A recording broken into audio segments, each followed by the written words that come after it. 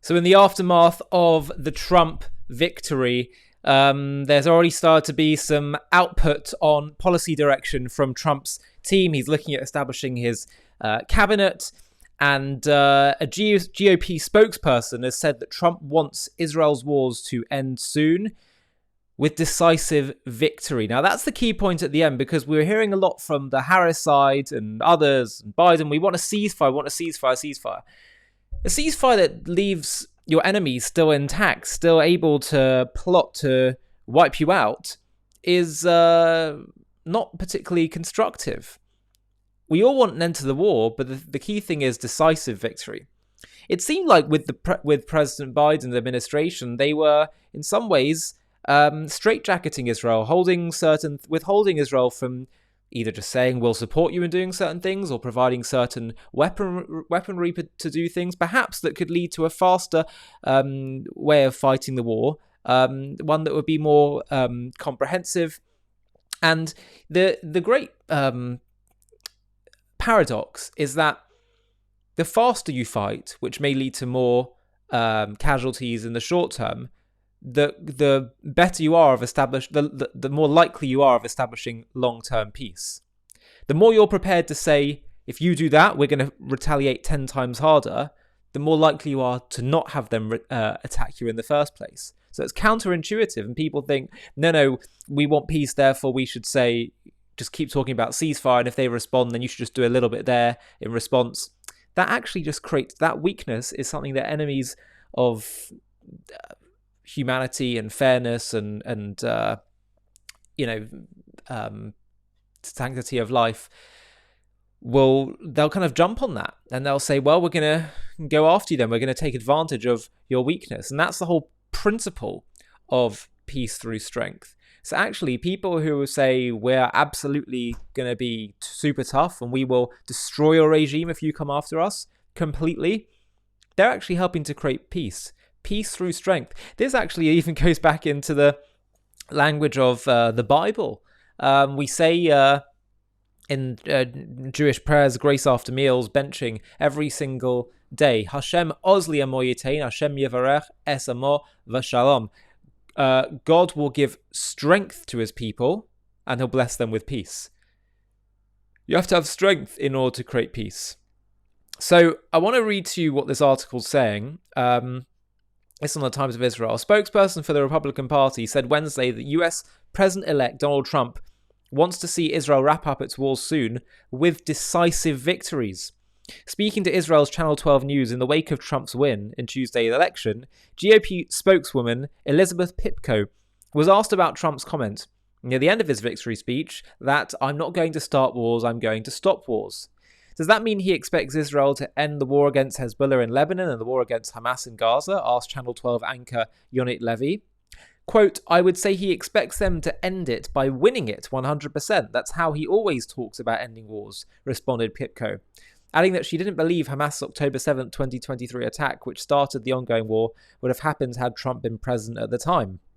Quote, "I also believe the response on October 8th, had it happened, would have been very, very different," she continued.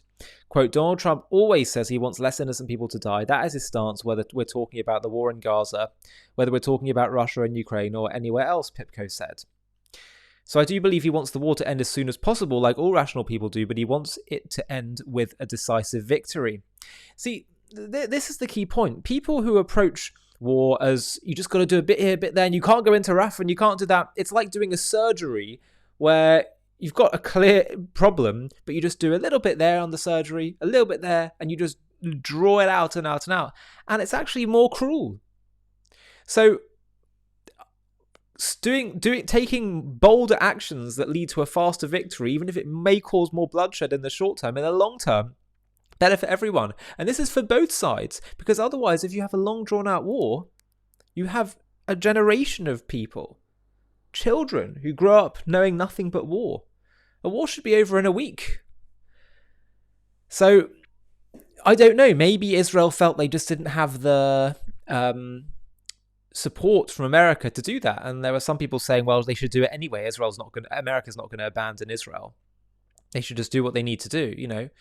But now, clearly, if they're saying, and they mean it, if the American administration means it when they say we want that war to end as soon as possible, but with decisive victory, that is the ideal combination.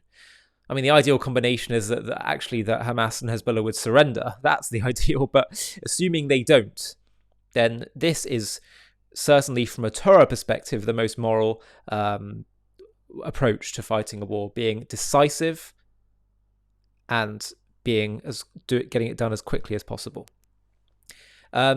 The article ends by saying, when Levy queried further, noting that the decisive victory is obviously something that can take some time, it's taken more than a year, Pipko suggested the Biden administration was partly responsible for the length of the ongoing war, citing what she called a back-and-forth policy.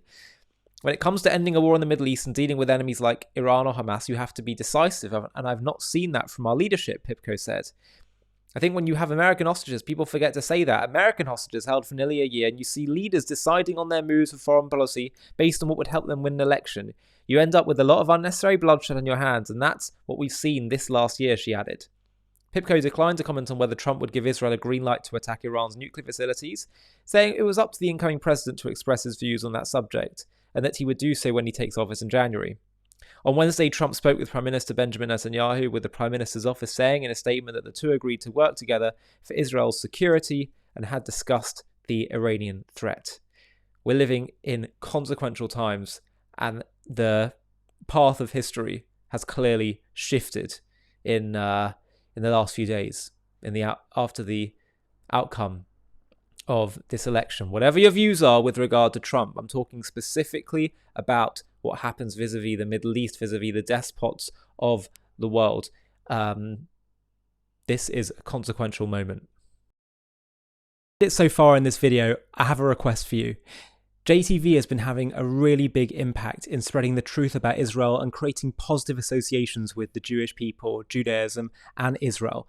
We've really grown a lot, particularly in the last year, and we're having a really significant impact, both for Jews and non-Jews. But I really want to take JTV to the next level so we can start to compete with the other big online media beasts that are often peddling anti-Israel content.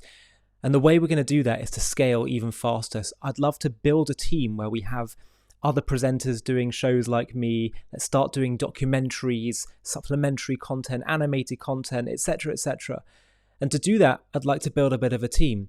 So what we're going to do is we're going to do one fundraising day, just one, where we try and build up some funding in order to fund such a team.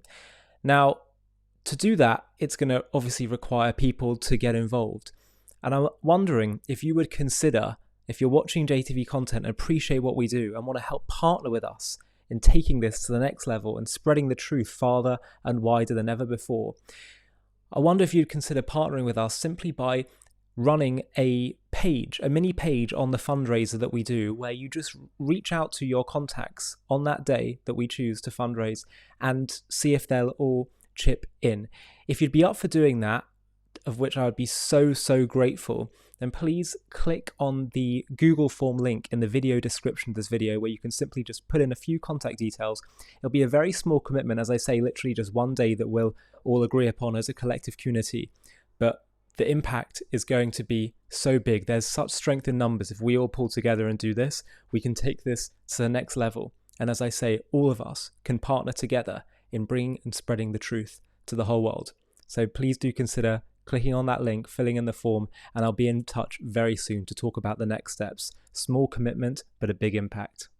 Hi, thank you so much for watching. To watch another one, click here. To stay up to date with all our content, click here to subscribe. And if you're able to, you can help support JTV to grow and grow by clicking join below this video, where you can become a member and get perks including early access to videos and private live discussions with me. But most of all, you'll be partnering with us on our mission to change the world.